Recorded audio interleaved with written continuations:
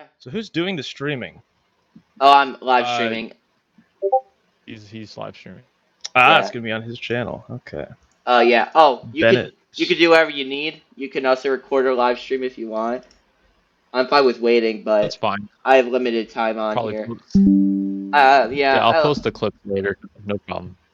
Awesome. And I'm definitely not doing this for attention. I've I'm just here for like actual conversation. I don't know. I've known people who've done We stuff like got that, so I'm just you know what I mean? Reasonable we got discussion. We'll have a reasonable discussion. Yeah. twice as many subscribers as we do. I guess we're Well, leeching off your audience, I think. well, they're all from Minecraft, not gonna lie. So for context, I had like 600,000 views and 400 videos, something like that. I'd all YouTube Hmm. Shorts. Kids loved it. They all subscribed. I gained like huge amount of attention, and then I deleted them all. So Oh, they got really pissed off. So, what do you want to cover today? Um, what were we talking about before? I think it was on. I was a little bit curious on the future for the party. I was a little bit on because I know Trump's got this one term left. I think right now we could put the emphasis on. I think Trump winning would be best, but at the same time, I think what's going to be the future? Because who else is like who's his yeah. front runner? Who's his runner? Who's gonna take over when when he's done? Because let's admit Trump's getting a little older and he's got his one term left. I don't think he's gonna run for 2028. Who's gonna take on the reins? Yeah, these are all great questions. Yeah, I don't know, um, because we can't have the America First thing die with Trump, but unfortunately, he's kind of the nucleus of it right now. Um, I don't have a great answer. There's some guys like Vivek who I like, who kind of came out of the ether last year, who has a lot of the same America First stuff. The problem is he doesn't really resonate with me in terms of the white Christian identity stuff. So that would be kind of the drawback for him. yeah, I like JD Vance a little bit, but he's kind of also in bed with the Israel lobby. So everyone kind of has their drawbacks. yeah, Um, my biggest fear is that when Trump gets done, or maybe during his term, he's co-opted by the neocons again, and then they kind of go back to business as usual. You have Nikki Haley fighting, yeah, Ron DeSantis about who can send more money to Israel. So that's definitely a big concern. So the infrastructure of the Republican Party has to be gutted. It has to be replaced, and it has to be replaced by people who are actually America first, not like neocons. All we care about is tax cut stuff, and that's going to be a difficult task. And we are working to infiltrate organizations like Turning Point, which have more and more groypers in them. And I'm not a full groyper, but America Firster types. Um, yeah. we're definitely working to do that. So, we're just gonna see how it shakes out. But I don't really like anyone that's left past Trump, other than maybe Vivek is the best one. But like I said, he's kind of, I don't see him as a presidential candidate. Maybe someone in Trump's administration, he would be good. I would add, I think it's definitely worth pointing out that Trump will not be perfect in what he does. There's all sorts of drawbacks that would fall short of what we ideally think of as America First. It's all about moving very slowly, especially since we're going against the tide of how the party is oriented when it comes to Zionism and corporatism. Like what happened with Trump, even though he was posturing very much, especially during the primaries in 2016, about how he'd be anti-interventionist. I think in like February of 2016, he said he'd be neutral in the Israel-Palestine thing. And then he got Sheldon Adelson's money and his mind totally changed.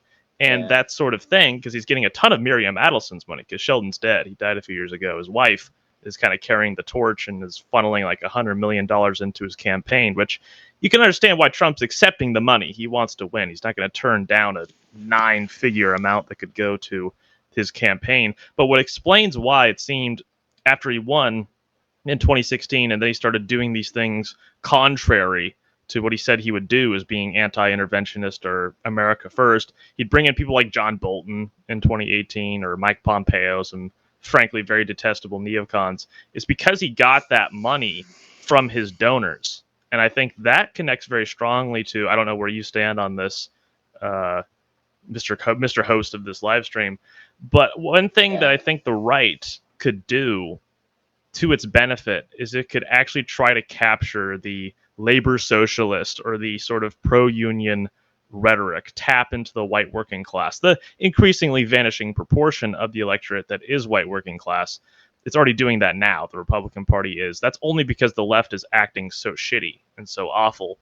The Republican Party, I think, could help its margins out by doing a little more than pretending to care about the white working class instead of their corporate donors. But that is the problem, where because the GOP is so heavily bankrolled by these corporate interests, they'll never take the turn that I think they should. Same thing with Trump and the Zionist question. But I think if it happens slowly, and this might be naive, if the voters act like they give more of a shit about not being so Israel first and being a little more caring towards the working class, if the voters make their voice heard enough, perhaps there could be some response from the party about that. Yeah, I Yeah, totally get what you're saying. I wonder what your opinion is as someone who's young and white and Christian coming up in this country.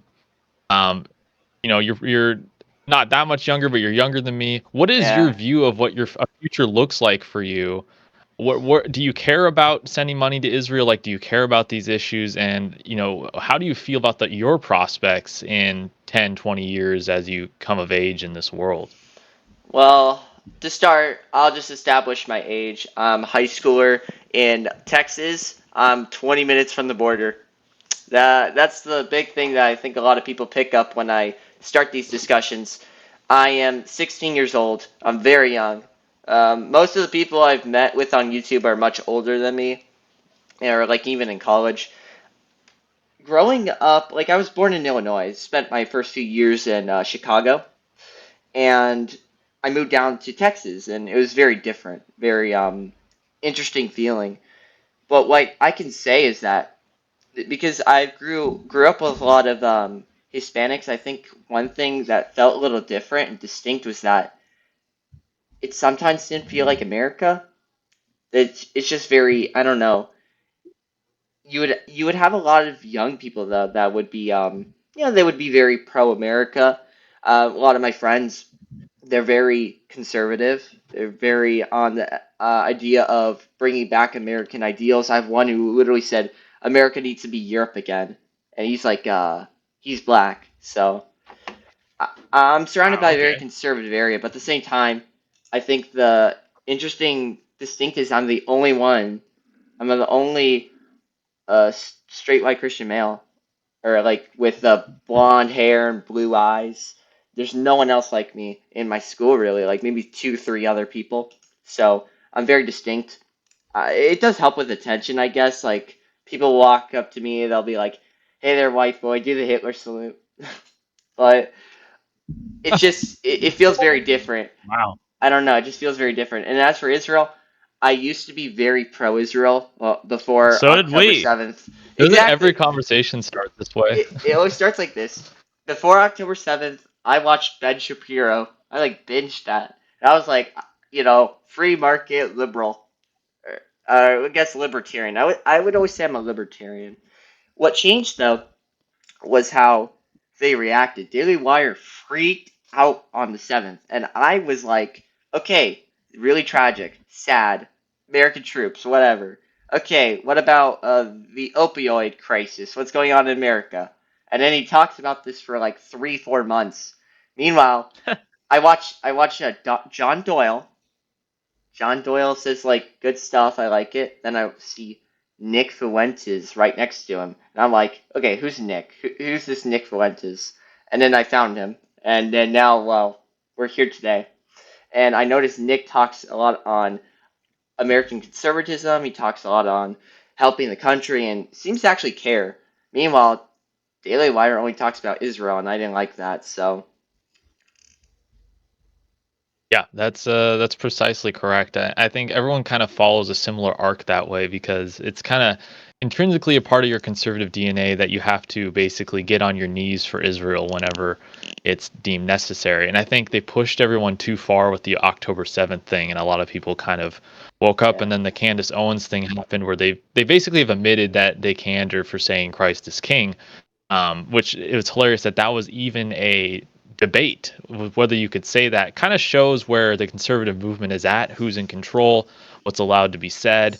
And it's like, I don't think it's too much to ask for us to say maybe all of our conservative leaders should probably be Christian. They probably shouldn't be religious Jews.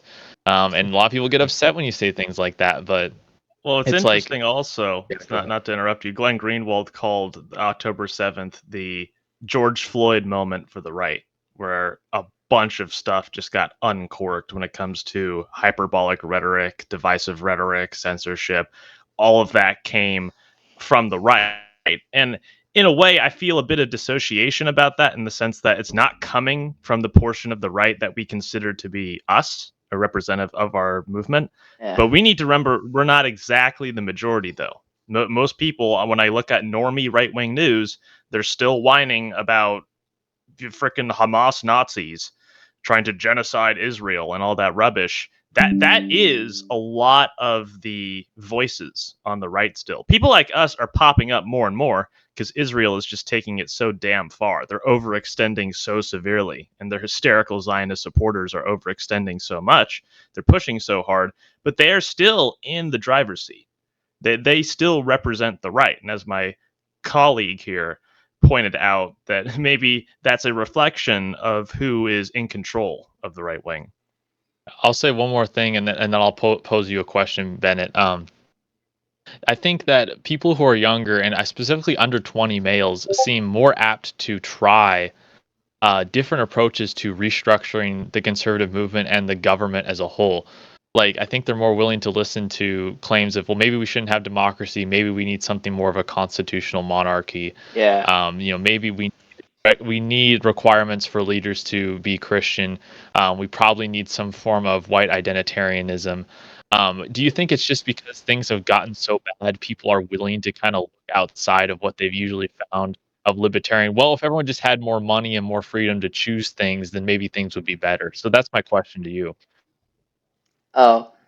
Oh yeah. So for my take with it, I think yeah, as someone who is kind of pro-monarchist, obviously with some kind of constitutional background with it, I kind of see it as it's still distinct from someone like, just take Hitler for example. When Germany fell apart, right? The German Empire collapsed and the monarchy fell. You had the rise of Hitler and Nazism.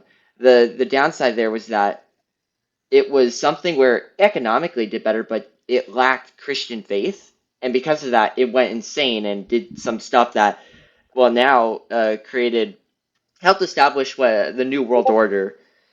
It's the decline of religion and the decline of God and people's faith with Him.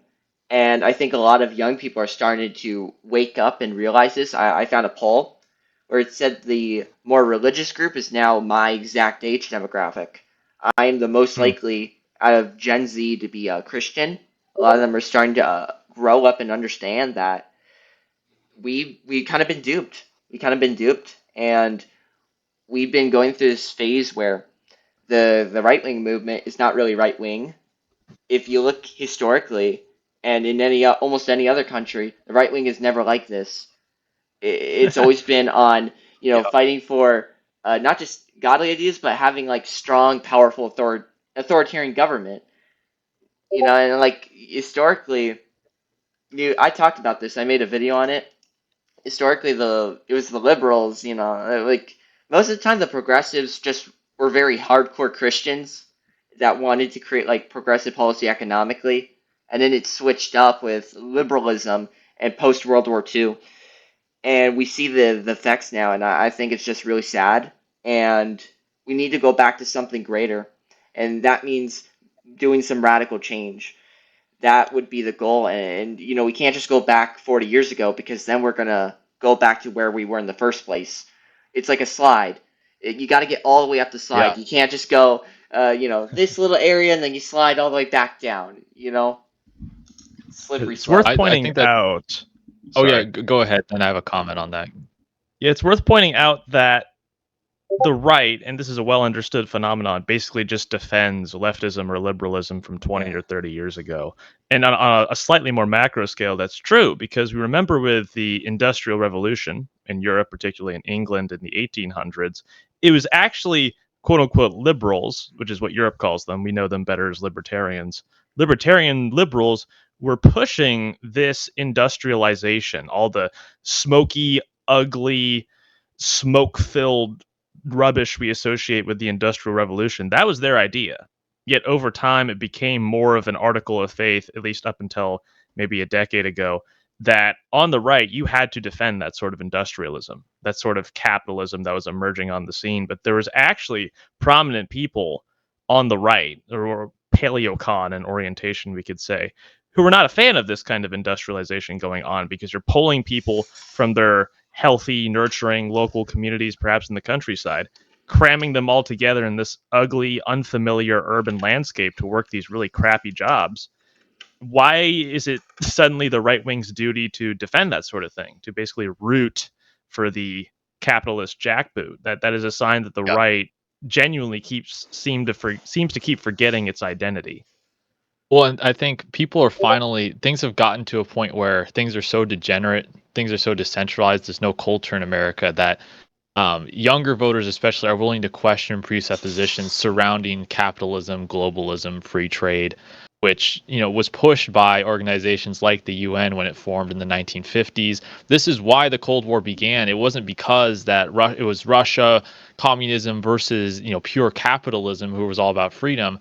Really, Russia didn't want to buy into the new world order scheme that was being set up. Didn't want to take money to reconstruct Europe and went their own way. That doesn't mean communist Russia was good, but they didn't want to become a part of this new globalist scheme. And arguably, they were one of the obstructions to that.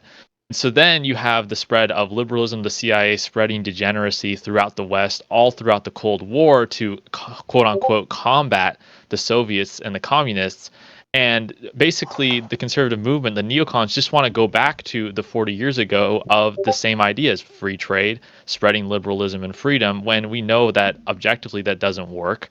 We know that basically the socialists, the Fabian socialists, and capitalists want to achieve basically the same goal of having a new world order. The socialists, like Marx and Fabian socialists, even write that we can use capitalism to achieve the final one world government and market. So it's all working towards the same goal, and the neocons have bought into it full scale. But things are so degenerate, there's no culture that Zoomers and younger people are willing to even question that. Well, do we need a capitalist system like this? Is this even something that has to be there? Does this have to be a dogma of the movement? And I don't think it does.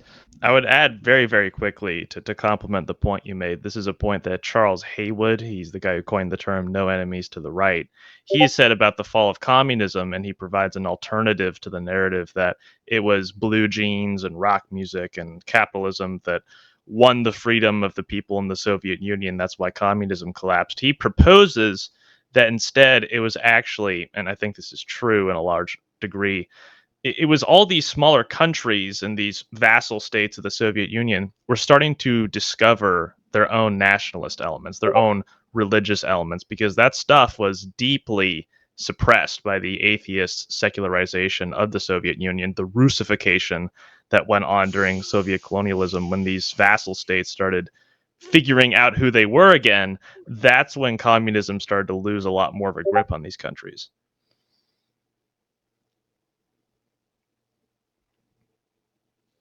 Did anyone hear that, or am I just going Yeah. Yeah, no, crazy? I no, we Uh, yeah, I didn't know if Bennett wanted to add anything on that, or if he wanted oh. us to continue He's to running the elaborate. show. This is He can his say show. whatever This he is his wants. show, so No. Yeah. we're giving. I totally understand that, and I think it also goes back to when the national ideal. It's not just something where it's not just words or anything too vague. The idea of national identity is something that creates a country. It's what kind of interconnects it. When you don't really have one, or have like 500 different ones fighting, you kind of have a like the whole what Abraham Lincoln said, right? A house cannot stand upon itself.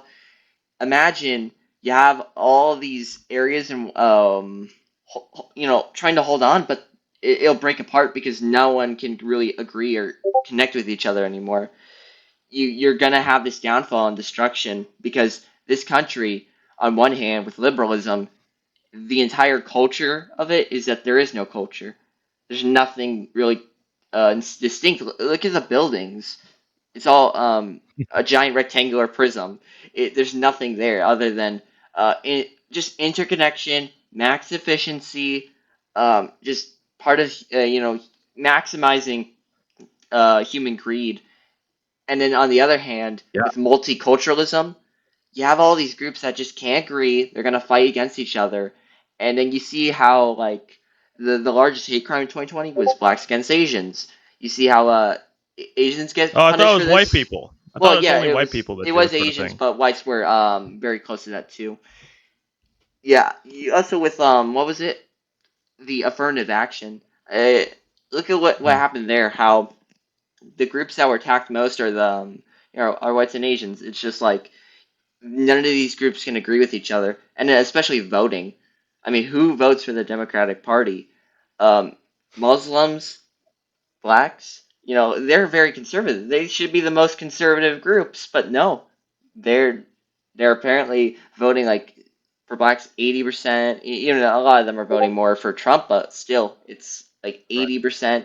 And then with Hispanics, it could be a little more mixed, but you still have half of them voting for Democrats. I think it's also it might be a little bit out of the point we're trying to make, but it's also the flawed democracy where it's very incentive for poor people to just vote for whoever can throw the most money. Hence, that's how you get South America. Yeah. And I this would is the argue that at I'm least. sorry. So yeah, my bad. Classical liberalism has no answers for these questions, and that's the issue with liberalism in general. Is they have no answers to ethnic groups voting for their own interests. And the reason black voters, Hispanic voters vote the way they do is because specifically then their ethnic group gets a share of the power and decisions made in Washington. But for white people, we're the only group that's not allowed to do that. You're not allowed to think that way. And even commentators like Ben Shapiro will tell white people you're not allowed to think that way, then turn around and tell Jews to vote their interests to keep the Holy Land safe. So even this hypocrisy on the right with that whole situation. And what you mentioned about the artwork, like we all just live in boxes now and all the buildings are boxes. It's like our own right wing deep state, supposedly CIA, pushed abstract art all throughout the late 20th century. They pushed all those aspects of art, destroying our culture, making everything this sort of monotone. Like, here you are in the New World Order capitalistic greed box, and you will like it because you're really free and you can get Amazon stuff shipped to you in 2 days. And I think a lot of people are waking up and going, this is not really life. This is not really what we're supposed to have. We're supposed to have a fulfilling life, not a life where we can somehow maximize greed to some degree. And I think another thing is people are starting to realize that if you swap out all the white people in America with a different people from a different nation, it's not the same country, whether you like it or not. And this is something that people have a tough time, it's a tough pill for people to swallow. But if you displace all the people, it's no longer America, it's a different place. Go ahead. Yeah, it's a fundamental problem of leftism that needs to be avoided if you want to have a counter left ideology. Is you can't believe in the fungibility, which is a $2 word for replaceability of human beings. The fact that not all human beings are created 100% equal in all aspects. As you can said, you can just swap them out for other ones and nothing will really be that different. Fundamentally, root and branch, the right rejects that idea of this egalitarian delusion and says not because it wants to be evil and create hierarchies because mwahaha, but because that's simply working in accordance with how the world actually is. And back to your point about everything being ugly, this is another thing that the right over the decades has really cocked up on is that especially if you talk to boomers these days, they're just infatuated with money. Even if they're like on the right, they're just so primarily interested in what's good for the economy and what makes me more money, as long as it's within a capitalist framework. Yeah. When that shouldn't be what the right is focused on. Like if you're a libertarian or classical liberal, then I guess I still think it's wrong. But this obsession with money, this strange, 'cause the right should really be on the side of things that are beauty, whether that's nature or that's Well, architecture or something. This Yeah. complacence with ugly architecture, with like environmental degradation and saying, haha, I'm burning some tires. This is so based right in the face of those Earth Day shit libs? Aren't I owning the libs or what? When the Well, right should care about preserving beautiful things, not supplanting them to corporate or money interests. I saw an Amazon commercial that perfectly encapsulates like what is supposed to be the pinnacle of modern day mentality. Basically, it was this woman and she's in an apartment in some urban city, and her dream is that she like gets home from work and she logs on, she watches Amazon Prime, then she gets the idea to order a bunch of fake plants to put in her fake apartment, and then like at the very end of it she looks out over the city which is like kind of trash, but she's got a bunch of fake plants and can watch Amazon Prime. And it's like you're telling me this is a fulfilling pinnacle of life? It's like this is the Yeah, natural progression of capitalism, of liberalism, and of these everything's ideas, and they have to be written. and it's all artificial, right? That's the thing I noticed too. It's all feeling very artificially made. Nothing feels natural anymore. Look The at food's not food. even real. Yeah, like Yeah. yeah. I know. That's why I'm at my my dad's house a lot more because my stepmother, she like at their house they actually like cook real meals. My parents are divorced, unfortunately, and my mom on my mom's side, she just orders like I don't know Burger King or whatever. And I decided, you know what, what's best for my health and my sake. I made a very tough decision, but I think overall it was best. And also, my dad's very Christian. My mom's not a Christian, really. Yeah, no, I mean it's in every the food for sure, and that's on purpose too. I mean, the Yeah, ideas of yeah, plastic over too many plastics in the water, causing issues, fertility's going down, testosterone's going down. Do you think that's just like a coincidence, or that's just yeah. that's pretty interesting, Yeah, or do you maybe think it's a microplastics. 50 or I 60 I remember year talking about that concerted theory, effort? and I remember talking about that theory. It was a whole year and a half ago. No joke. I like went to the whole bottled water thing. I was told it was a conspiracy theory by like one of my parents or something. And then like a year later, it's confirmed. And then my pastor talks about this and says how like what they do with the especially with the chicken, they like put like chemicals there to fatten them up and make them bigger. And like especially with the with all this stuff, I like knew about it for a year and a half, and I stayed away from bottled water. And I was like looked at, I was like, oh what? All right. And then it's like now confirmed and with more sources to prove it, but I kind of knew it What even precisely confirmed? like bottle like Well, how bottled water has microplastics. Before it was I like see. one or Yeah. two sources. Now it's like yeah, they admit it. They know it's like bullshit on like hiding it and saying, "Oh, it's not that bad. It's healthy for you actually." They know that's bull crap and they just admit it Yeah, now. there's Yeah, that report from like a week or two ago that pretty much everyone our age has microplastics in our balls. Like, Yeah. no lie, that was a report I saw. Like, are you saying that on the right we should want a world a little better than that? Is that it? Yeah. and I I think the new right, we have a different prescription for how we fix these things. It's not going to be more classical liberalism. It's not, well, people should choose to eat grass-fed beef, which you can do now. But it's like if fast food and delicious food that is addicting is thrown in your face 24/7, that's not really a choice. You don't really have a choice in the matter. If water bottles, and poisoned water is being thrown in your face every time, that's not a free market. And so You we have a technically different chose. yeah, you chose it, and it's like, well, that's not really a solution to the issue. And so I think a new right, one where we're willing to use power when it's necessary for public good, is one that's going to stop all those things. So yeah. And then I think we it was pretty good. Now I think the other thing to move on, what was like some of the other stuff we mentioned the group chat originally. I was not a part of this group chat. I was Yeah. excluded. There was a Oh, sorry. protective covenant that Sorry, would not let man. me buy any property in this group chat. We should have been you more just mentioned how inclusive. like We should have been more inclusive for you. I know. you want to Freedom of discuss why. movement. Freedom of movement, Yeah, open borders. Yeah. I think you just want to discuss why young voters were moving towards sort of the America First Oh yeah, that ideas. because the You're saying area I'm addressing the in, American First. it a Yeah, lot of why is the America First yeah, other demographic than so? women, it's other than women really. They're all kind of like in the liberal, but it's like that statistic chart I found before. it's even just anecdotal. Almost every guy I know, they're heavily conservative and they understand the truth, and they're very like against this stuff.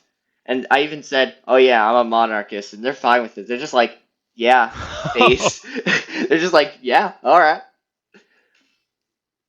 And I think Yeah, one I reason mean, for it, I think we established before, one reason for that is just that we're tired of it. Young people are tired of this crap that's been going on. Young men don't have a role anymore. We don't I don't feel like a role.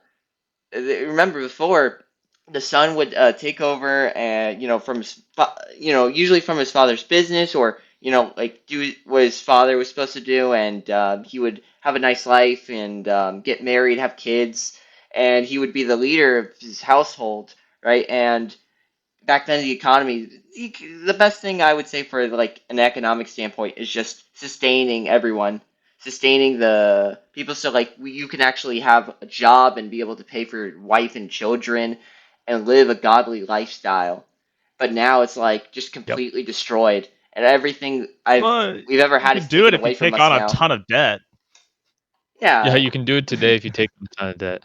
I If you think just, it's a yeah. neocon Yeah. gaslighting to suggest like, well, the society is not even set up for you to have a family anymore and have a wife and be able to come home to those things. But you can order stuff on Amazon, so why aren't you fulfilled? It's like You have this an is iPhone. super ridiculous. Yeah. Yeah, you have an iPhone, exactly.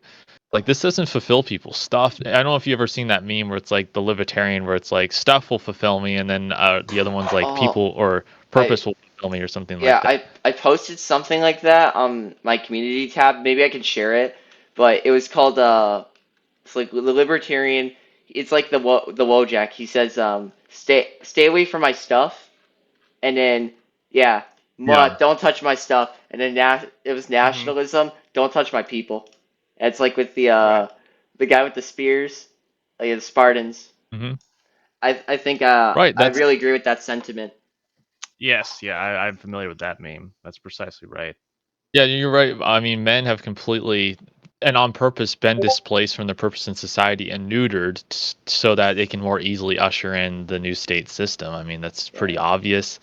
I think enough men are going, they now have enough, or they're at a situation where there's not much to lose at this point. And you give a lot of young men with conviction, with not a lot to lose, they can accomplish a lot. And I'm talking about in a civic sense, not in any sort of other sense, but in sort of a civic taking back society sort of sense.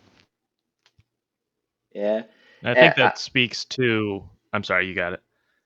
oh, I was just saying how I think another big thing is just I don't know, looking at how it was before.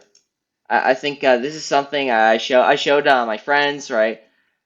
A lot of these kids before, they had so much going for them, and they were healthy, they were strong, and they like were confident, they knew what to do. And now it's like you barely see that in the media. You barely see anyone really like give a shit about us. And then I like see the suicide rate, and I was really upset about that.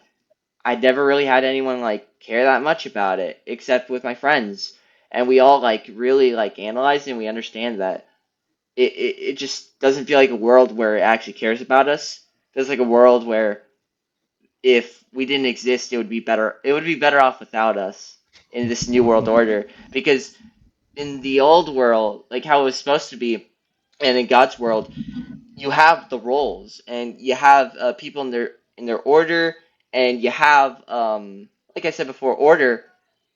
You Everyone's connected, everyone has a community together, and now that everything's just like the non-binaries and the generalists, and everything's just anything. There's no objective. There's nothing real anymore. Anything's just whatever, and it's just to the No point order. where yeah, it's all chaos now. I don't mean to sound like that. Who's that one guy, Jordan Peterson? But yeah, like now we have now it's just Yeah. Well, chaos. that's funny you bring up Jordan Peterson because he's a classical liberal. Yeah. And part of classical liberalism is there are no objective ontological categories of peoples. Everyone is just sort of this individual. And he even describes it as these categories are all just sort of psychologically made up and social constructs. But it's like in reality, a male has an essence because it's given divinely and it's defined that way. Yeah. But once you throw all those things out, it's like, yeah, you're right. There are no rules because we're just a bunch of chemical blobs who can be used in the economic cog for the machine. And so, of course, it's going to make people feel purposeless because they're just another cog and not some sort of human being with, an essence and built made in an image of a creator. Just make your Yeah. own meaning.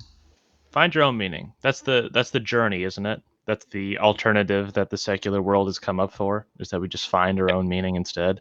And I But saw a report of a 29-year-old healthy woman in Denmark, which they just legalized killing yourself or deleting yourself, and she did it at 29. It's like, so yeah, people are taking that to the logical conclusion of, yeah, you're right. Once I've hit my peak, life's pretty much downhill from here. It's just going to be more pain, so I might as It well just was delete myself. yeah. I remember that one clip from Nick Fuentes. It was he was debating with Destiny. It was in that place. I forgot the name of it. It was like the Red Pill group. Those two black guys. Fresh and fit. Yeah, Fresh and Fit. You know what he said? He said we're all gonna die. You're only gonna get ugly. You're only gonna get worse off. Things are only gonna get worse. So you need to hold on with the values that really matter and could be forever. And all the stuff that you have for this moment, this material that's there for that one moment, it's gonna be gone soon. Everything's gonna get worse, right? And then for like women, because I have four sisters, so it does concern me a lot, right? Whew. I know, I know. So is that what Destiny said? So Destiny No, said all those things that. no, that was Nick. Nick Fuentes was saying this. Oh, Destiny okay, I was see. like, "Oh yeah, it's about the hobbies. That's what makes life great. Your hobbies." And Nick was saying, "No, it's more than just hobby. Like hobbies are just one part, like very tiny compared to the greater, what's above that, right? It's not just about the material. It's about faith, family, and if we're all going to be destroyed soon, if we're all going to die one day, then we have to have something to hold on to for there's something more eternal one day. Because if there's just nothing worth anything, and we're only here for this moment of time, then yeah, whatever what people do, right, like smoking drugs and doing whatever they want, then they're doing what makes sense, right? Just do whatever. Yeah, Yeah. At that I'm point, very glad. And why even exist, right? And that's just really sad to me. I used to feel that way. well, and I'm sorry to like bang up on to harp on the boomers, but Yeah, we kind of get this attitude from that generation, unfortunately, where it's like they abused the system that was in place to get to where they are and then complain about how it's not like that anymore. It's like you guys kind of pioneered this attitude of, well, it's not really about anything eternal. It's really about just how much pleasure can we get in the meantime, which I'm sorry, yeah. classical liberalism, capitalism, these systems, they lead to that. I mean, who Unfortunately, did the that's sexual the, revolution, well, right? that's a Who? long question. Lots, Yeah. a number of Yes. people. Wait, but which group did the sexual revolution? It was the boomers, right? Didn't they have the most hookup? Well, it They're the started ones who Yeah, they started spearhead this around it. all. Yeah. Right? That's why they act like that. It's because well, that's what they were doing when they were younger, and then they took that to the 30s, and then guess what? They voted like that, and then hence what you have right now. They're still in power, right. right?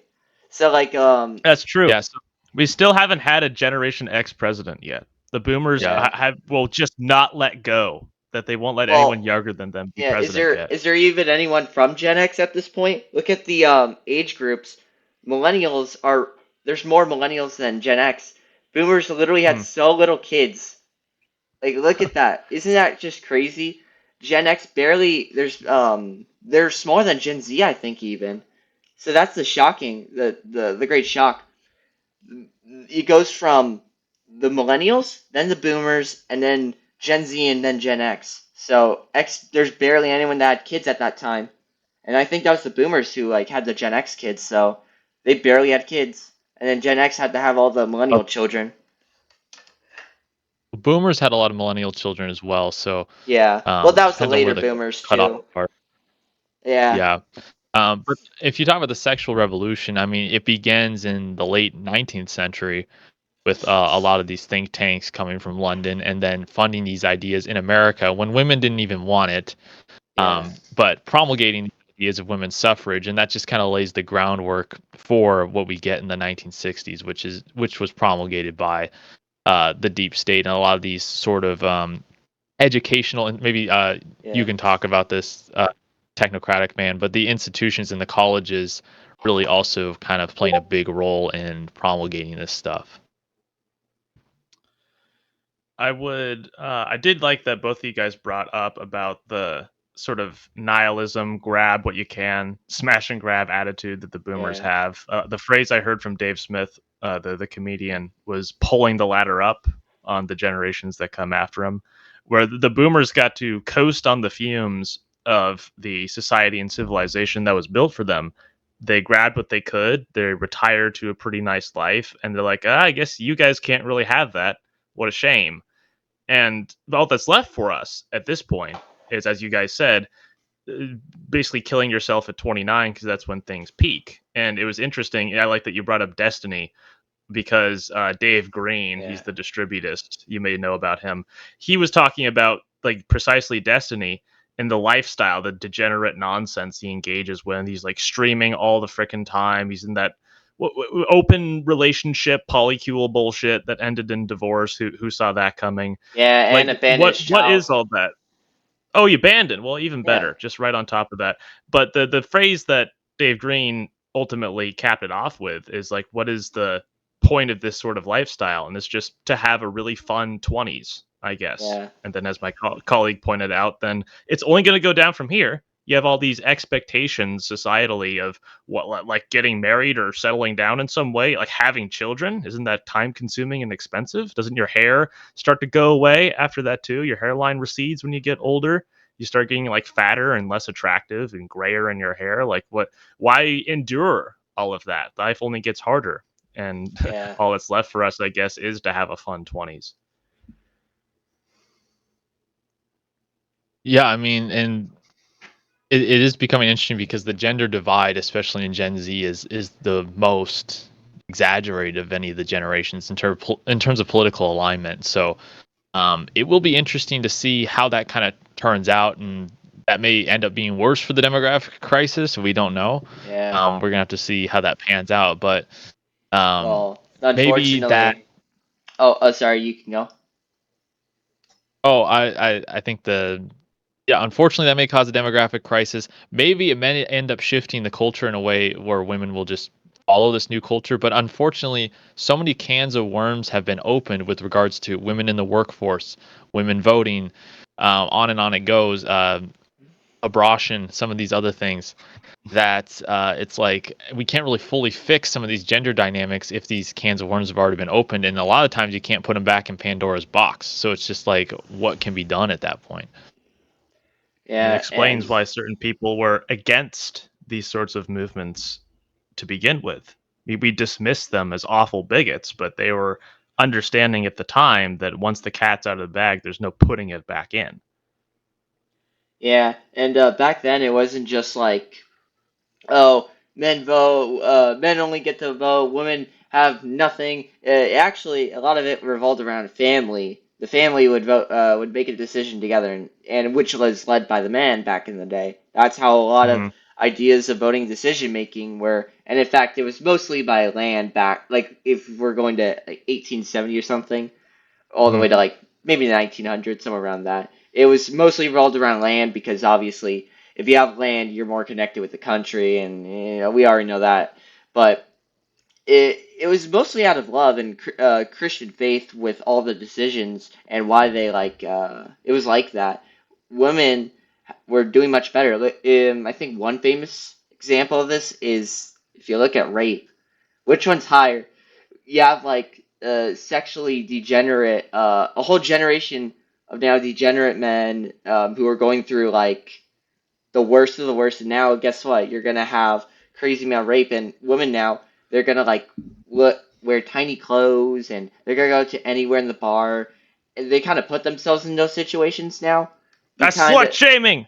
Yeah. yeah, yeah, and There's unfortunately, absolutely Well, no conceivable are you connection. are you gonna in good faith tell me things are better for women now Like, because like even if I broach the topic of maybe women's suffrage wasn't such a good idea, well, how dare you? That's taking rights, and it's like, are they really happier now? I mean, they're deleting themselves at 29. You've got Yeah. wine moms who are 40 bitching about how they wasted their lives. It's like you're telling me things are better now because they can watch Amazon Prime and buy fake plants. I just don't buy it. Well, that's what Yeah, and Louise they're Perry in her book, The Case Against the Sexual Revolution, is saying that since the sexual revolution, women have gotten a raw deal, that they haven't actually benefited from all the crap that happened afterward. yeah, and I think like the other thing too is just today it's really sad, man. Especially with how a lot of men they don't know where to go, and a lot of them are confused, and you have these a lot of these girls who are horrible. I talk with them, right, and I try to like convert people to Christ. I talk about Christ. I just in my and the one girl, she just plainly admits she's like, oh yeah, I like having sex with a bunch of guys. She's like 15. Oh, Yeah, jeez. yeah. It's like Wow. wow.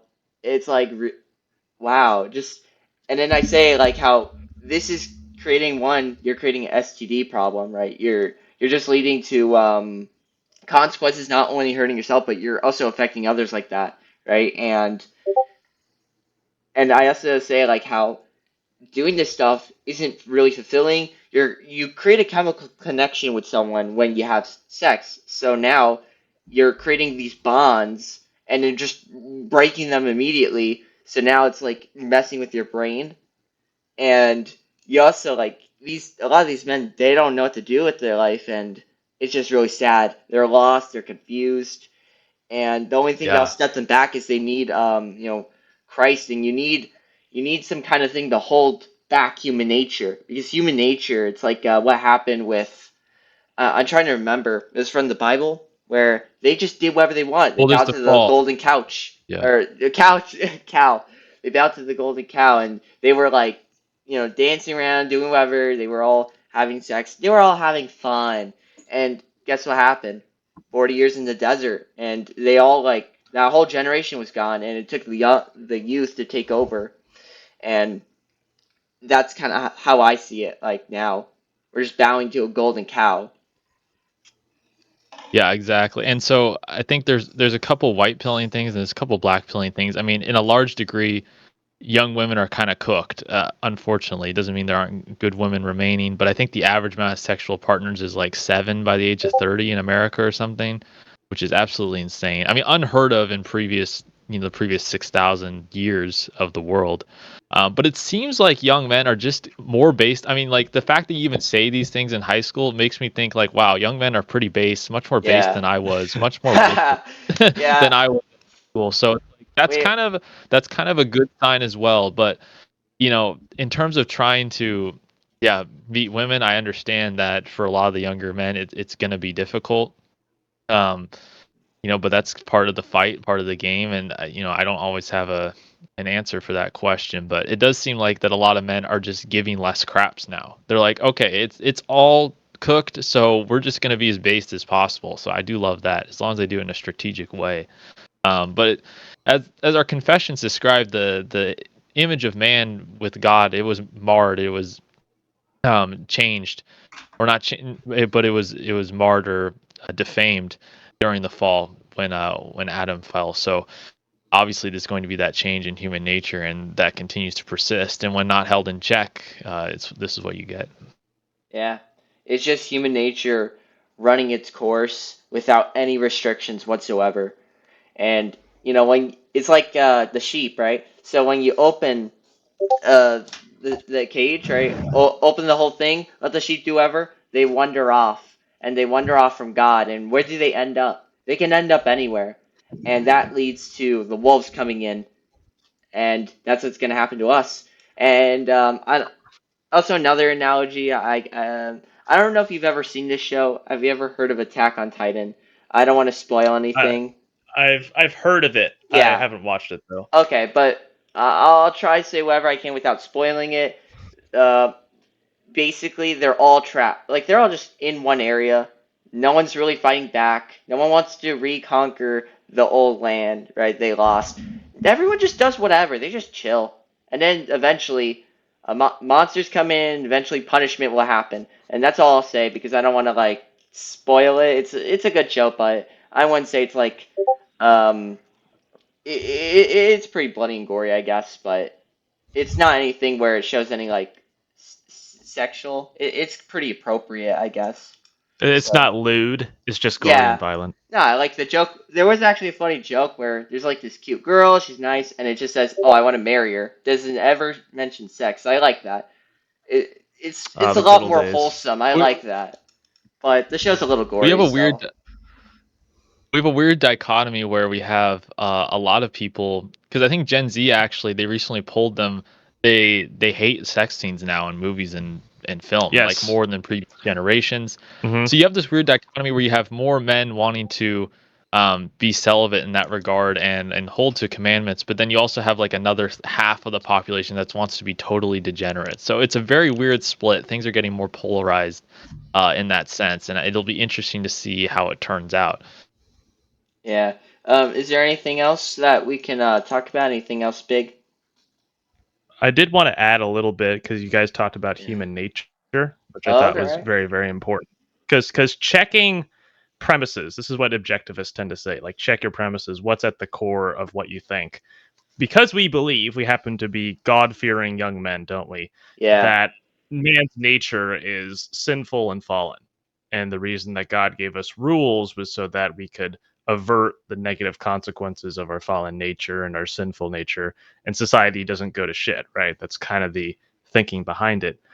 I think I would get agreement from you guys on that. The yeah, problem is a lot of this old libertarian thinking is it believes in this weird, irreligious, secular notion of the human being, where if we take all the constraints off from the government and from religion, we got to have separation of church and state. Objectivism is all about anti-religion, anti-state. You know, your money doesn't belong to the state; it doesn't belong to God or the church. But the weird part is, at its core, is the idea, and that's the little book quote that I posted in the Discord because it's in a book about libertarianism. The idea is that if we just leave people to handle their own affairs, then things will just, on balance, work out best for everybody. Things will be good if we take away the constraints, which does not seem like a Christian conservative value, if you ask me. But I feel like a lot of people, especially us at first, believe that. We yeah. got to get the government off people's backs. We got to shrink the size of government. That was me in When, like 14, 15 years old. yeah, exactly. Yeah. Yeah, the libertarian phase. Yeah, We all everyone, go through I it. like how Yeah. yeah, it's like becoming a joke, the libertarian phase. Yeah, Like and you watch even Steven Crowder and you're like, I'm libertarian now, and oh yeah, I then you watched realize him that that back then. super stupid. Yeah, you realize that it doesn't actually work, and the Yeah, NAP is pretty dumb. So, and same thing with Nick and Doyle, I think, right? yeah, well, I mean, they're Yeah, both anti-libertarian. I would say yeah, if you but they take like things. started libertarian. That's Yeah. just what I So meant. many people Yeah, in our boat, so many people in our boat used to like follow this path, this direction where we used to Yeah, be pretty hardcore libertarians. And then for various reasons, we stopped doing that. yeah, and well, I it's do want to ask because you. I'm sorry, you go. yeah. No, just one last point, then ask him the question. It's because that the logical conclusion of neocon thinking is basically libertarianism. So when Hmm. you start out neocon, you're like, well, if I want to be really consistent, I actually need to be like a full-on libertarian, basically. Hmm. And then you realize that libertarianism is actually self-refuting and super inconsistent. And that's when you begin to look, well, okay, there does need to be some form of restraint or government power. And what form does that come in? I do. Yeah, I do want to ask our host here if usually it's a bunch of small things coming together and converging that leads to changing your mind on something. Was there you mentioned October 7th, was there any particular oh crap sort of moment that got you to change course on how you thought about things politically? um, I wouldn't say it was like one moment. I think it was a series of Sure. moments. You're right, sure. Yeah, it was probably somewhere around. Let me check my YouTube history real quick because everything I've ever like felt about was reflected through my YouTube channel actually. Uh-huh. So Yeah. before, 5 yeah, we look 5 months ago. I have a lot of videos that are like very just about history. It's not really anything with conservatism or anything like that. And then it seemed to have switched out, I believe, like it's like a somewhere around 4 months ago. I had one video right from someone. His name was Lovadar. He talked about like monarchy, and I was like, oh yeah, you need like you need we need to have some level. Maybe a monarch could work only if we have the libertarian values within the free market. I was like, yeah, like the problem is what happens when the king's going all corrupt. Like I only focused on the surface, right? Oh, what happens when the king does this? When the king does that? And then guess what? Over time, then I realized something because someone typed, "Doesn't the king have to protect your land rights?"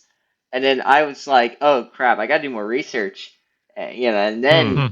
then one thing I've kind of looked more in, and I bought the book, or it was for my birthday. Do you know Leviathan from Hobbes? I like read, I've I heard did a of lot it. of Yeah, but research. human nature, right, is kind of what Yeah, it's about. and then I started praying every day. That was the key. That was the Hmm. big part. 6 months ago, I started praying every day. And that's when I think my life changed forever. Did you do Before, your Hail Marys, your rosaries, your Our Father prayers? yeah, every night Oh, I would he's joking.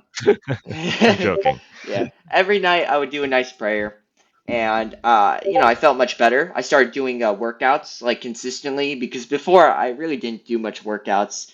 In fact, I was Wow. stuck on the screen. I had like 8 hours a day type of schedule. My phone, it So was relatable. awful. Yeah, and I think I was like addicted to Minecraft and like video games when I was 13, Mm. 14. And I think one thing that changed my life was I broke my phone.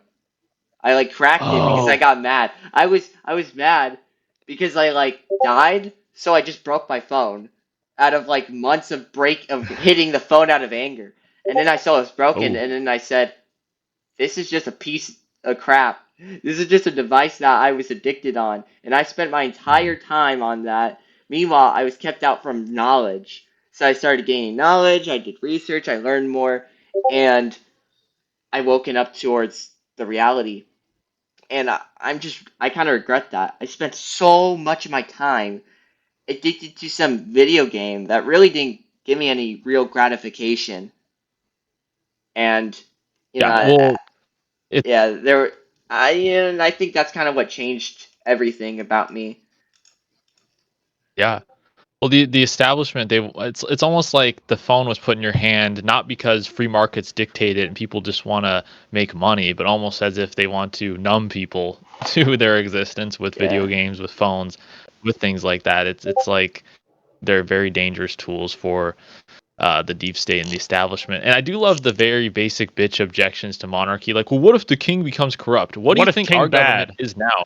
Completely bought out by globalists and Zionists. Like, they are completely corrupt. It's even worse, I would argue, than a monarchy. It's like that's just such ridiculous. And yes, people don't know the history of monarchies at all. They had to protect your private property. They had to field armies to protect the land.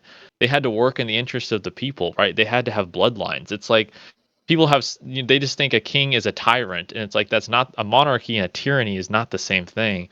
But people don't understand these very basic objections and responses. It is one meme that I think sums it up pretty well.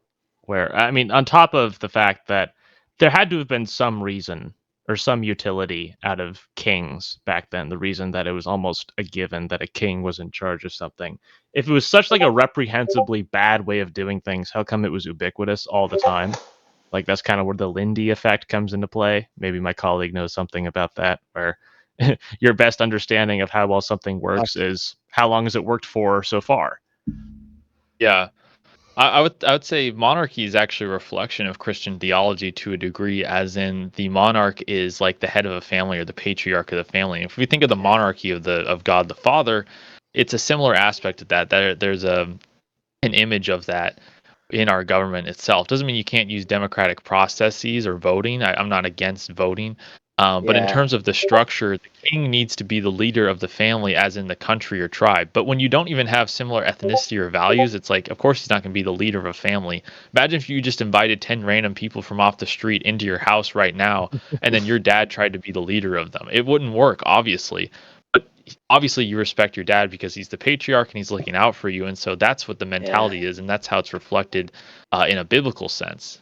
And the people in your home vote in a new dad that's not your dad. And if you have an issue with it, you're considered bigoted. Exactly.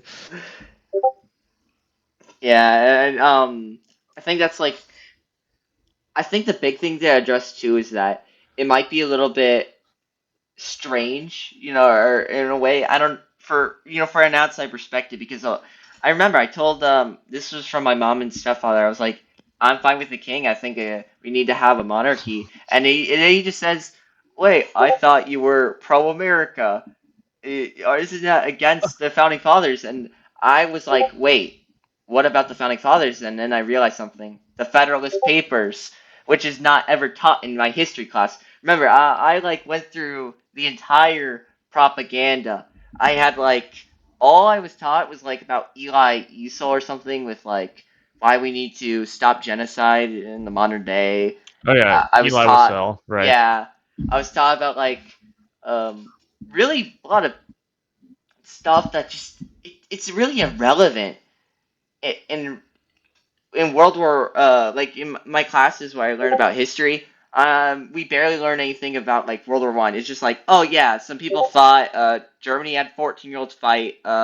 Something like that. And in World War Two, Yeah, oh yeah, they'll teach we you have all. about the big H event. They'll make sure to teach you that. They'll make sure to teach you, why we need capitalism, and that's basically it.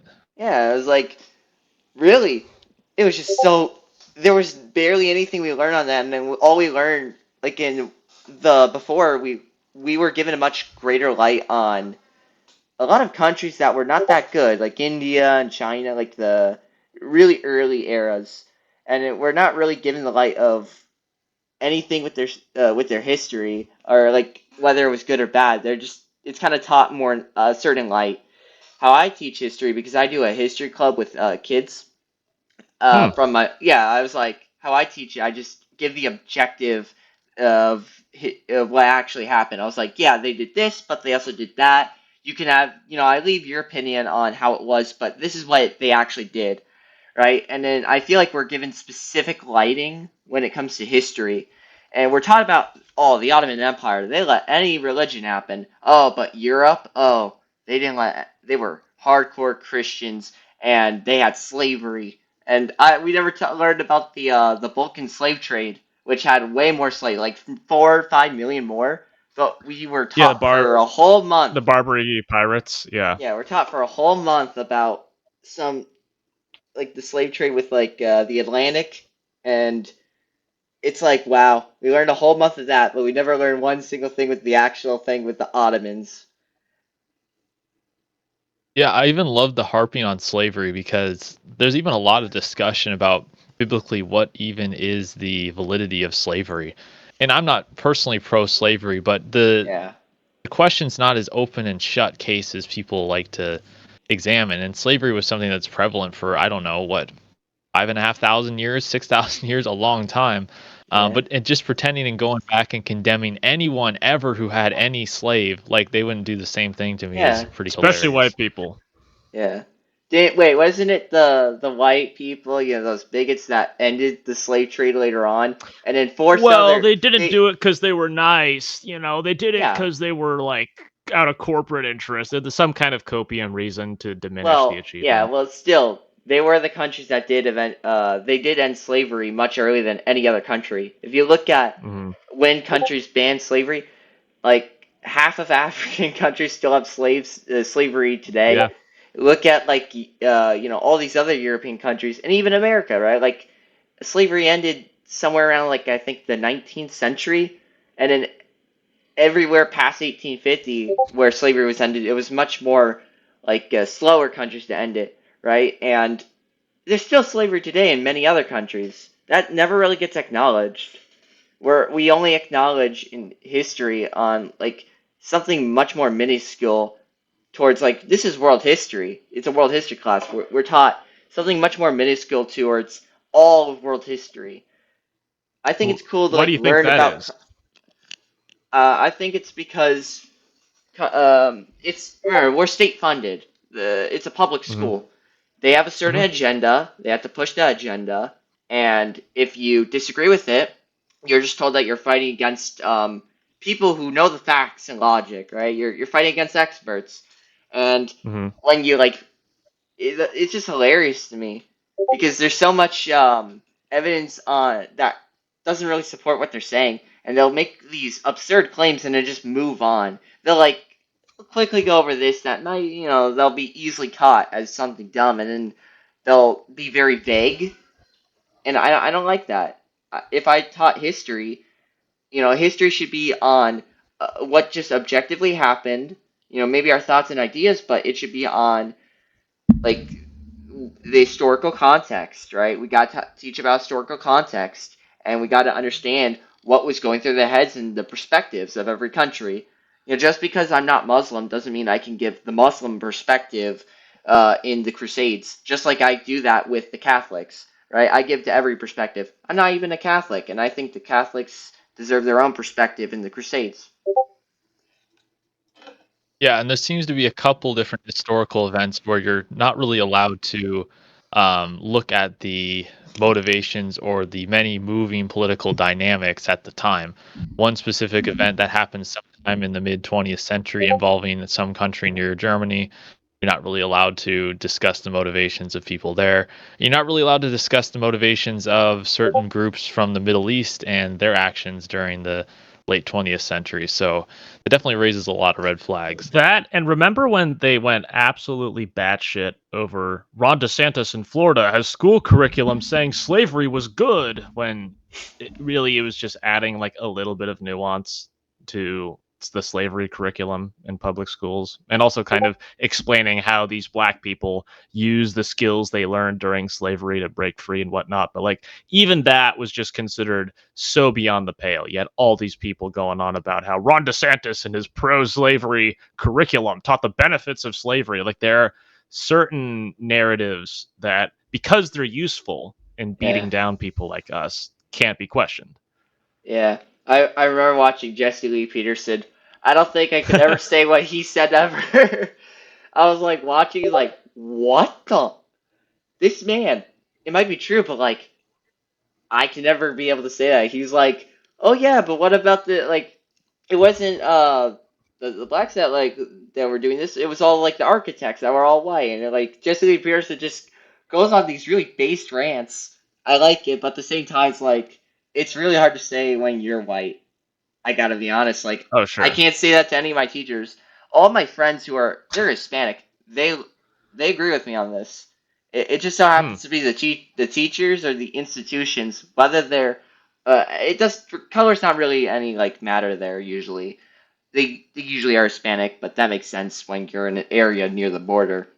But Oh, yeah. it's just the institutions don't like that, and it only seems the group that really likes this stuff that understands are like my age demographic, and even Hispanics, right? Even the Latinos, they they agree with this stuff, and they're pretty based sometimes. I really like that. They just have to really like, I think they really need to accept America as their country to be loyal with, and I think a lot of them they really do find loyalty with the country, and I like that. Not all, but a good number.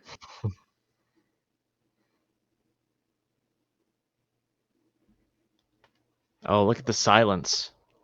Yeah, well, I was giving room for other people to speak, but yeah, I mean, we Yeah, have to admit the position we're in now and make alliances where we can with people who we agree with, and I'm totally all for that. Obviously, we have a vision, but you can't make the movement too small tent. It has to be big tent enough. And with people who are relatively based on some of these issues, I think they're strong allies in the effort.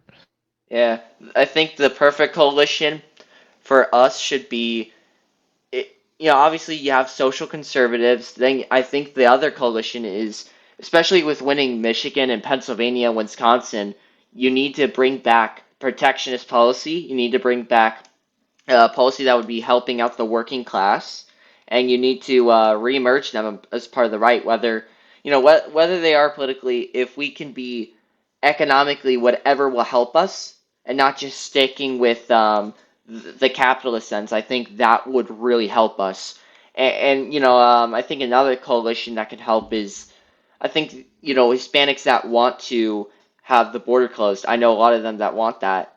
And I had a friend, he was like my age. He said he thinks older people would like the border open, younger people would like the border closed because younger people want a future. And a lot of them understand that. And Yeah, and yeah, I think that's the type of coalition we can get. I think Asians can also fit in this block, maybe. I don't know for sure, but we could see a future like that because a lot of them I know do want to assimilate. The ones that are most resistant tend to be blacks. I don't know what the future for that one is. I hope they join with us to help them too, but that's kind of the idea of a coalition, the ideal for me. I often joke that I'm a one issue voter, and that's immigration, because all these other issues are a non starter if you don't stop people from invading the country. Like, I mean, it has to be one, two, and three on the numbers of Yeah. important issues. And that's basically what Trump ran on in 2016. He kind of made some progress, I would say. A lot of it got undone in Biden's administration, but it really needs to be something that has to be pinned down fast. I mean, if we don't solve this issue in 10 years, we're going to be cooked. So we gotta figure it out on that end. In my opinion, I don't really care too much about the other issues if we don't get that squared away, if we don't get white people having kids again, um, you know, to kind of regain the culture and the national identity, because white people are in the negative in terms of replacement. That's just a reality. You're not really going to have a country left in 100 years. I mean, they keep talking about how, oh, white people will be 30% in 50 years. I mean, they brag about it, right? So they're talking about this, and we are being replaced. And if we don't stop that, all the other issues are a non-starter. Yeah, I do agree. I think the main key we should be focusing on is securing the border, and I think as someone who's like 20 minutes from there, it really would Oh, help. I see every time I'm driving by, someone gets arrested. It's very unfortunate. I even saw a police officer as I was walking from school. do you have any guns? Do your parents have any guns? No, none of my family has guns. Oh, Uh, Fed question? Fed that question was that alert? was a that was a definite Fed question, but I feel bad for you that you don't Yeah, have any. That's yeah, my parents are a bit on like. So yeah, they're Christian, but they tend not to use guns. They don't really want to use that. And then my mom's like pro gun control, and my stepdad, ah. he's also with the pro gun control. As for me, I have my own pocket knife. Not the best, Hey, but there you I can go. work with it. Yeah, It's I fun to play with. I accidentally brought it to school once. Funny story.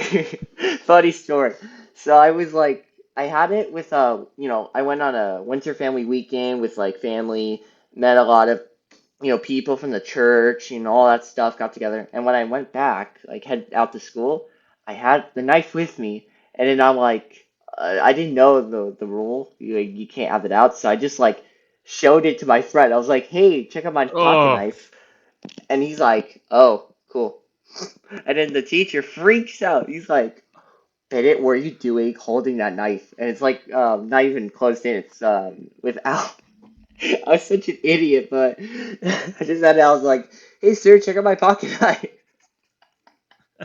And that he's sounds like, like dumb high school behavior. "Yeah." And he Yeah, confiscated you're gonna it. you're, He you're gonna confiscated do a lot of it. dumb things like that. Yeah, my bad, but I did get it back. Good. Yeah, and then I had it brought back again by mistake. That was the second time, but I didn't show it to anyone this time. And it's not with me to this day. And now that summer's here, I'm gonna have it all summer long. White boy summer with the knife.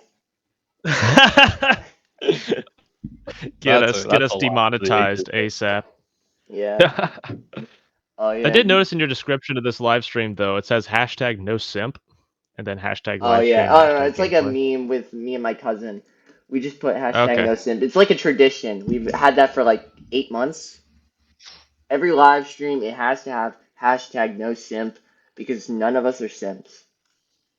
We're nice Yeah, men. Well, don't be a for simp. for We're retaking nice the men. nation, the hashtags we have in our description by default still say hashtag 2022 election, even though that Oh was yeah, the obviously a little tags while haven't. ago. Yeah. You can go into the YouTube channel anytime and change the tags if you I want. don't know how to change that. Like I manually change it every time. I don't know Yeah. how to change the Like defaults. can't look Yeah, up how to do that. Come on the now. original live This is stream some name too was chill stream, anything you this is want. We some talk black about money it, Q&A. behavior. Yep.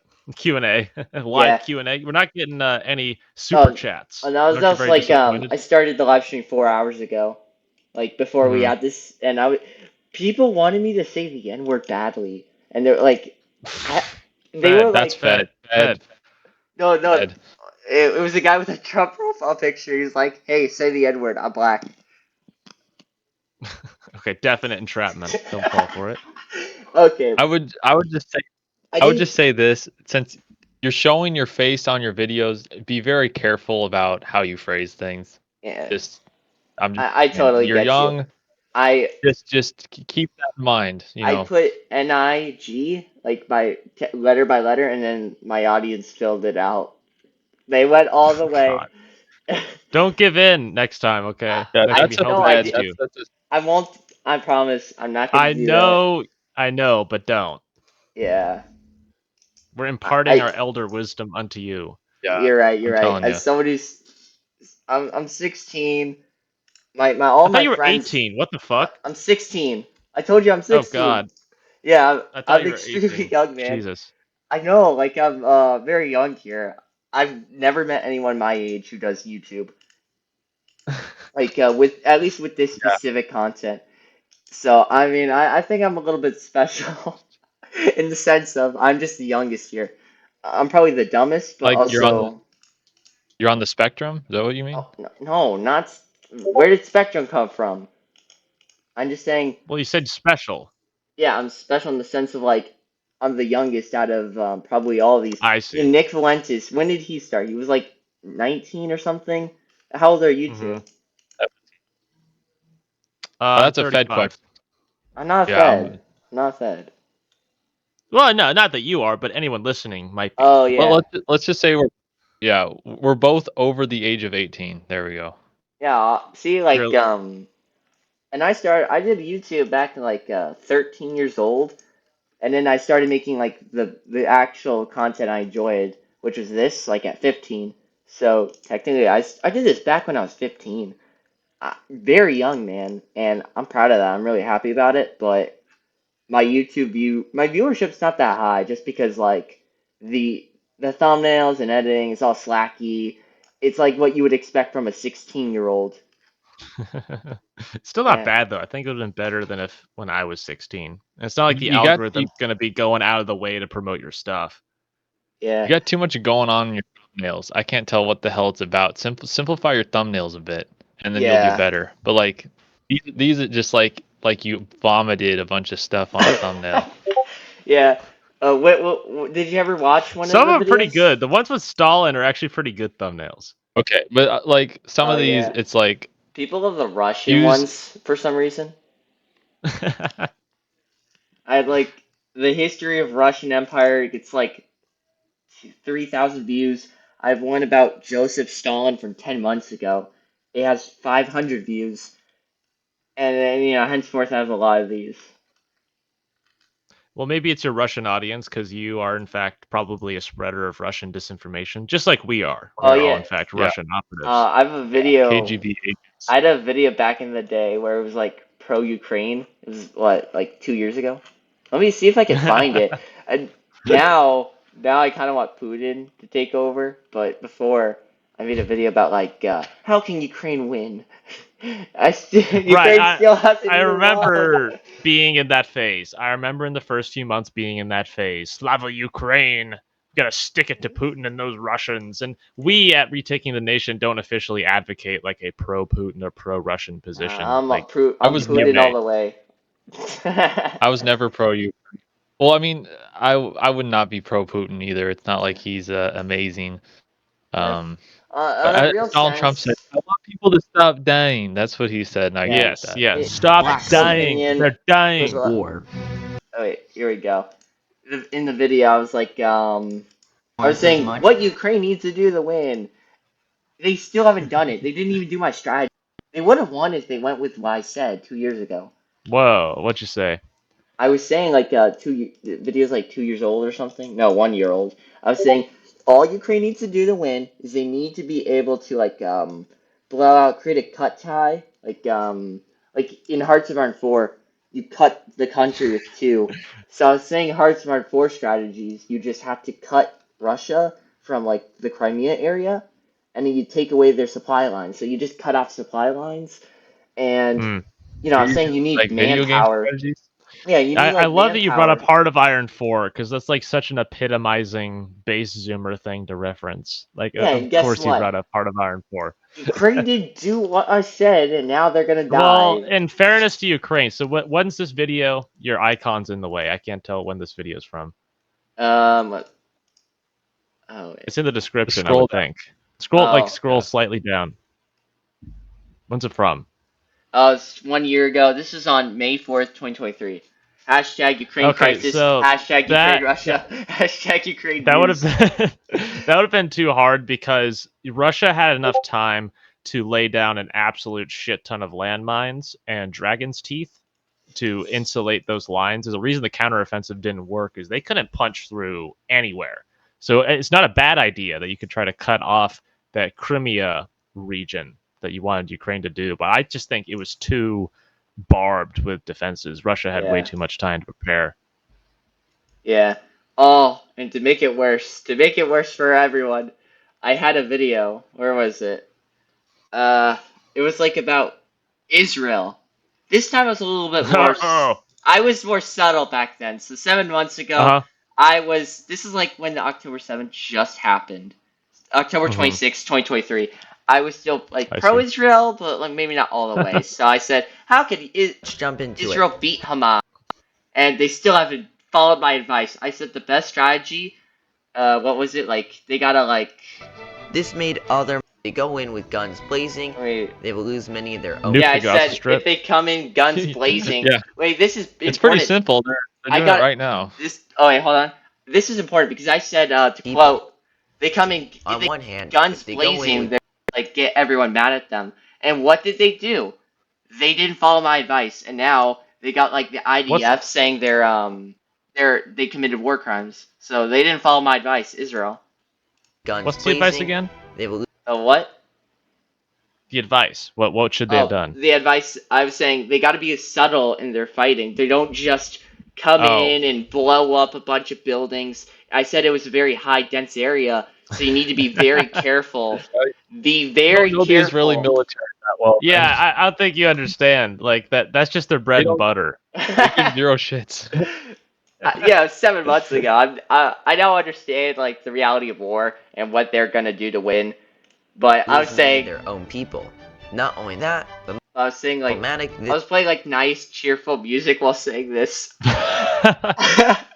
Let me see if I could get Yeah. a transcript too. No, it's just a lot of my advice was just on you got to be careful because you're gonna get like everyone to feel bad for Hamas because they're small, they're weaker, they don't have the same resources. And I was saying that Iran doesn't really have a nuke on them. Even then, like I thought that was actually a more neocon take back then. I was like, wait, It I was. think yeah, like to say is Iran's not a threat because they don't have nukes.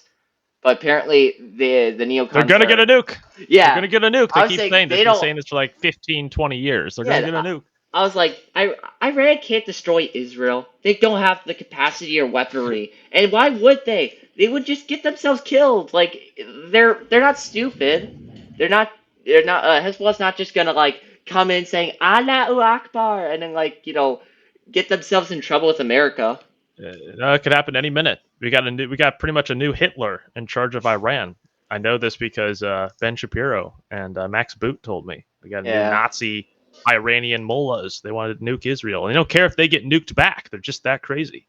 Yeah, Ben Shapiro, man. Like I don't know how he just I, like I don't know. He just went insane. At least he was a little more formal. oh, I know. Yeah, He was a that's lot certainly more true. formal Candace Owens before. even said that he has lost his How- mind. He's gotten How long absolutely did you watch unhinged. our channel? Because we predicted it all. We actually predicted basically everything that happened. You guys are based. Wait, when did you do your YouTube? Like 2 years ago? That was July 2023, Wait. the Daily Wire video Yeah. we did. Yeah. We did a whole expose on the Daily Wire Go to about how they live. were all. Yeah, Actually, but like go to live. yeah, your oldest Not a live, video go to- was from 2 years ago. back then I was still doing the Minecraft. Well, I want to see like Go to playlists. Playlist. yeah, I'll go to playlist. Wait, why do you? No man, no woman, no commie can stump him. Trump.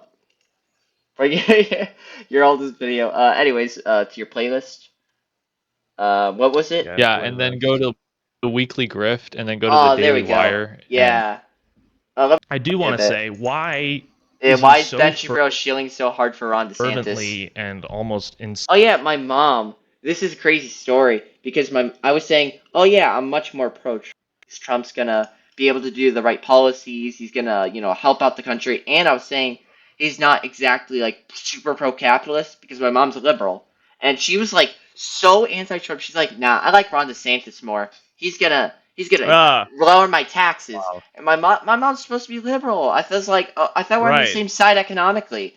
I think Trump's not going to focus on taxes as much. He's going to focus on helping the country. And this is like a year ago. And she's all like, nah, Ron DeSantis, he's better. Why? Because he's not Trump. It's like, logically That's simple. speaking, Trump should appeal to some level of leftists who want to get out of wars more. The older left. I miss the old Mhm. left. My, Yeah. my my aunt I mean, Shanna, she's a lot more like old left. Like she still, is like the trans stuff, but she's a little more. Like we agree a lot more on economics. I'm like, yeah, I would like some level of like good healthcare for citizens, or like I want to be able to provide for the people, but we also want to help them get jobs. I was like that. My auntie Shanna's like, yeah, healthcare for all. We could get behind that a lot more. But my mom's just like, it never Trump her. Insanely supporting Ron DeSantis. Or Yeah, Sam bad Trump. Oh, well, no. I gotta head Oh out. no, because That was a again, good you've listened to him conversation. far more than I have. Thanks for having us and on. I you gotta said catch he'd up be on all your serious. history I videos this too. down. You were saying? I just said we gotta head out. Thanks for having Aw, us. man. I gotta watch all your history videos. Gotta get caught up. So Yeah. And I've definitely changed. Anything below probably 6 months, I was like I became based. I was like a based I became a based monarchist. Anything before that, I was like I kind of wanted democracy. I good don't to know. see. It Good was, to see. And yeah, I liberal love values. yeah, I was a liberal. But now I realize like the truth, man, and I love it because I think God has set me out to the right path. We just gotta keep praying and staying strong with the Lord, and that's the real The, pathway we should go to. I don't care about politics as much as I care about the right way God wants me to go. the truth shall set you free. The truth shall set you free. Man, that was Yep. great. Perfect. Yeah, we're 1 hour, 1.5 hours in. I gotta like shut this video down before the disc breaks apart on OBS. Okay. Yeah, and I'll be uploading Nice this. You can fight. watch it. I won't edit you out of context. No, there'll be no editing. Oh, get a nice like smear reel of just the worst Yeah. things. A smear Yeah, compilation. yeah. I'll make sure to smear you guys. And then maybe it'd be cool if we like showed our audiences, right? Like we can all get together, make our own Daily Wire. We'll be our own Daily Wire. Oh, big plans. Wow. Yeah. Yeah. Yeah. I'm Maybe up we to could. it. Hopefully not as pro-Israel, I'll be but the Michael Knowles. You'll be like, Oh, I see. Excuse me. yeah. Excuse me. I call Michael Knowles. I get to be him. you can be the Jeremy Boring. How about that? No, Ooh, you can go the. I'd You rather can be Matt Jeremy Walsh. screw I need the yourself. beard. I want the beard of Matt Walsh. Okay. I'm working on Yeah. one right now. And then we need like You can be the Candace Owens. yeah, no, we need a woman to be it, but I don't know if we can get a woman to side with us here. I No, we know one can't. girl who's like kind of she's like agrees with everything I've said.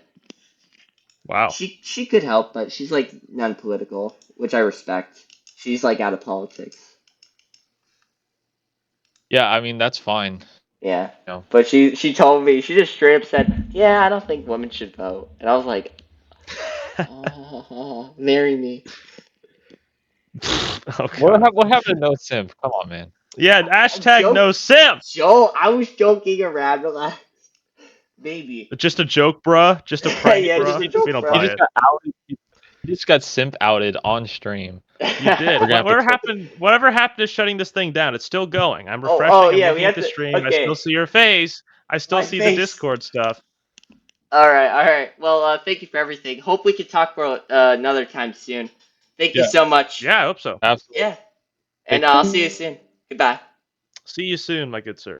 Yeah, and yeah, that'll be the end for the stream. Thank you so much for watching. Please like and subscribe, and yeah,